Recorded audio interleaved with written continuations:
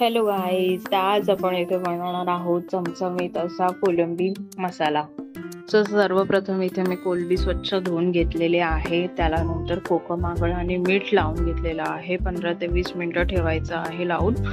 त्याच्यानंतर मी ओलं वाटण करून घेते. सो त्याच्यासाठी मी कांदा, टोमॅटो, किसलेलं खोबरं, आलं, लसूण, कोथिंबीर हे सर्व मस्त मिक्सरला बारीक वाटून घ्यायचं आहे. ह्याची पूर्ण पेस्ट तयार झाली की त्याच्यानंतर तेल गरम करत ठेवलंय. त्यात ही पेस्ट पूर्ण परतवायची जोपर्यंत तेल सुटत नाही तोपर्यंत. त्याच्यानंतर त्यात मी मालवणी मसाला, हळद, तिखट, गरम मसाला, मीठ हे सर्व मसाले, आलं लसूण पेस्ट हे सर्व मस्त मिक्स करून घेतलेलं आहे.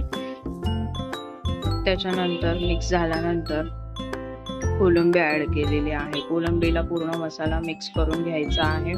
त्याच्यानंतर एक उकळी काढायची, त्याच्यात मग थोडंसं पाणी ऍड करायचं आणि कोकम टाकायचे आहे आणि मस्त 10-15 मिनिटं शिजवून घ्यायचं आहे.